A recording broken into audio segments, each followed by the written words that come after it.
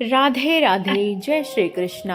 आप सभी श्रोता गणों का स्वागत है माघ मास की इस पवित्र पौराणिक कथा में। हमारे लिए एक नवीन आध्यात्मिक ऊर्जा को लेकर यह मास आता है, जो हमें यह संदेश देता है कि समय कभी रुकता नहीं। सूर्य की तरह निरंतर गति के साथ हमारे जीवन का प्रत्येक क्षण क्षीण हो रहा है, और इसलिए उस हर एक क्षण को परम भगवान श्री हरि की स्मरण हमें अपने जीवन के सर्वोच्च लक्ष्य की ओर ले जाता है। इसी विचार के साथ चलिए हमारी माघ मास की सुंदर पौराणिक कथा को आगे बढ़ाते हैं और कथा आरंभ करते हैं। ऋषि वशिष्ठ ने कहा, हे राजन, अब मैं क्षयों के उत्तम वर का वर्णन करता हूँ।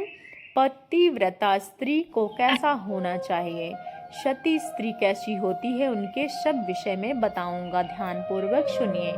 पति हो या दुराचारी, अच्छे स्वभाव का हो या बुरे स्वभाव का, रोगी, पिशाच, क्रोधी, बूढ़ा, चालाक, अंधा, बहरा, भयंकर स्वभाव वाला, दरिद्र, कंजूस, घृणित, कायर, किसी भी प्रकार का, अथवा पर स्त्री लंपट क्यों ना हो, तो सती साध्वी स्त्री के लिए वाणी, शरीर और क्रिया द्वारा वह देवता की भांति पूजनीय होता है। स्त्री को कभी किसी प्रकार के भी स्वामी के साथ अनुचित व्यवहार नहीं करना चाहिए। स्त्री बालिका हो या युवती अथवा वृद्धा हो क्यों ना हो, वह अपने घर को भी कोई काम स्वतंत्रता से नहीं करना चाहिए। अहंकार और काम क्रोध का सदैव परित्याग करके केवल अपने पति का मनोरंजन करना उचित होता है। दूसरे परपुरुष की तरफ देखना भी अनुचित होता है, अथवा जो जनसमूह में दूसरों के शरीर को छू जाने पर भी मन को कोई विकार नहीं होता, उस प्रकार पुरुष द्वारा धन लोभ दिखाकर लुभाई जाने वाली मन, वाणी, शरीर और क्रिया से कभी भी किसी पराये पुरुष का सेवन नहीं करती। वह वास्तव में सती स्त्री कहलाती है। वह संपूर्ण लोकों की शोभा है। सती स्त्री दूसरा कोई नहीं।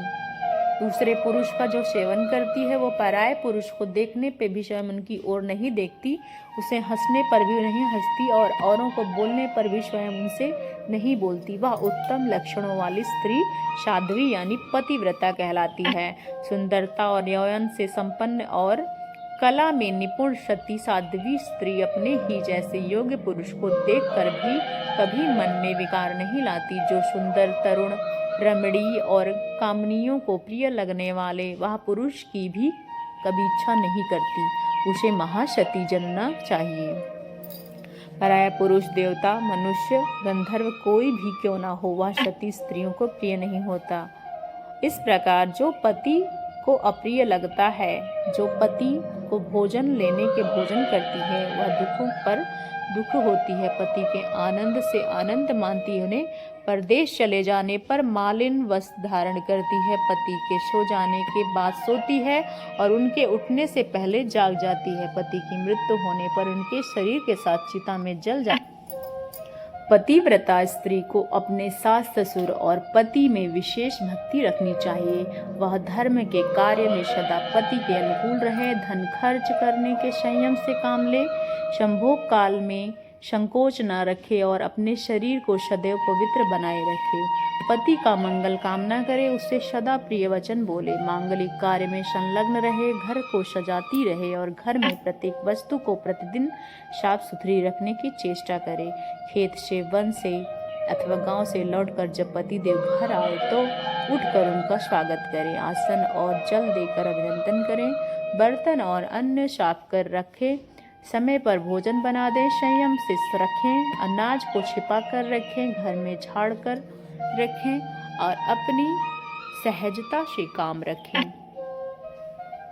गुरुजन, पुत्र, मित्र, भाई, बंधु, काम करने वाले सेवक, अपने आश्रय से रहने वाले भक्त, दास, दासी, अतिथि, सन्यासी और ब्रह्मचारी लोगों को आसन और भोजन देने के समान करने का प्रिय वचन बोलें और तत्पर रहें। मुख्य गृहिणी को सदा ही समय समय पर इन सभी व्यक्तियों की यथोचित सेवा करनी चाहिए।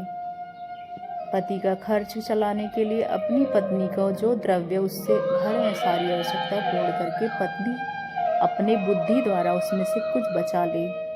पति के दान करने के लिए जो धन दिया गया हो उसे लोग बस कुछ नहीं भी बचा कर ना रखें, उन्हें सब दान दें। स्वामी की आज्ञा के लिए बिना अपने बंधुओं का धन ना दें। दूसरे पुरुष से वार्तालाप, असंतोष, पराये कार्यों में चर्चा, अधिक हंसी, अधिक रोष और क्रोध उत्पन्न होने के अवसर का सर्वथा त्याग करें। पतिदेव जो मार्ग पदार्थ खाएं उन पे पिए, उनके मुंह में डालें और सदैव स्त्री के छोड़ देने चाहिए। स्वामी परदेश में हो तो स्त्री के लिए तेल लगाकर नहाना, शरीर में उट्टन लगाकर, दांतों में मंजन लगाकर धोना, केशों को संवारना, उत्तम पदार्थ भोजन करना, अधिक समय तक नहीं बैठना, नए नए वस्त्र धारण करना और श्रृंगार करना, यह सारी चीजें निषिद्ध बताई गई हैं। हे राजन, त्रेता से लेकर प्रत्येक युग की स्त्रियां प्रति मास ऋतु धर्म आता है उस समय पहले दिन चांडाल जाति की स्त्री के समान पत्नी का स्पर्श वर्जित है। दूसरे दिन ब्राह्मण की हत्या करने वाली स्त्री के समान अपवित्र मानी गई है। तीसरे दिन धोबिन के समान तुल्य बताया गया। चौथे दिन स्नान करने वह शुद्ध होती है। रजस्वला स्त्री स्नान शौच जल से होने वाली शुद्ध, गाना, रोना, हंसना, यात्रा करना, अंगराग लगाना, उपटन लगाना, दिन में सोना, दंत मंजन करना, मन या वाणी द्वारा मैथुन करना, देवताओं को नमस्कार छोड़ दें। पुरुष को भी चाहिए वह रजस्वला का स्पर्श वार्तालाप न करें और पूर्ण प्रयत्न करें उन वस्त्रों को भी संयोग न दें।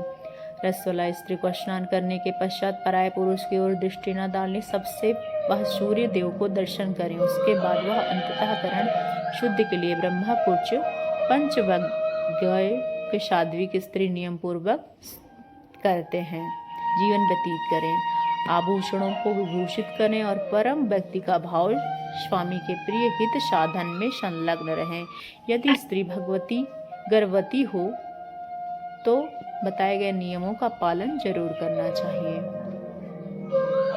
उनके मुख में प्रसन्नता छाई रहे। बुरे आचार विचार की स्त्रियों से बातचीत ना करें। शूप में हवा से बच कर रहें, उसके बच्चे होकर मर जाते हैं। अथवा जो वंध्या हो वैसे स्त्री के साथ संसर्ग ना करें। गर्भिणी स्त्री दूसरे घर में भोजन ना करें। मन में घृणा पैदा करने वाली कोई वस्तु ना देखें। डरावनी कथाएं ना सुने। भारी और अत्यंत गर्म भोजन ना करें। पहले तक किया हुआ भोजन जब अच्छी तरह पच जाए तब ही कुछ दोबारा खाएं। इस विधि से रहने पर साध्वी स्त्री पुत्र प्राप्त, अन्यथा वह गर्भ गिर जाता है या उसका निरोध हो जाता है। इस प्रकार ऋषि वशिष्ठ ने कहा, पतिव्रता साध्वी स्त्री लक्षण कहा सुनाइए। लेकिन यह लक्षण अभी ऋषि वशिष्ठ आगे यह भी बताएंगे कि स्त्री अपने पति के साथ कैसा व्यवहार करना चाहिए, किस प्रकार रहना चाहिए, और हमें यह सुनेंगे हम कल की प्रातःकालीन श्रृंखला में। आज की कथा अच्छी लगी तो कमेंट बॉक्स में जय श्री कृष्णा जरूर लिखिएगा। और आज है प्रदोष का व्रत और मेरा व्रत है। और फिर से एक बार मैं सभी को हर हर महादेव, श्री शिवाय नमस्तुभ्यम।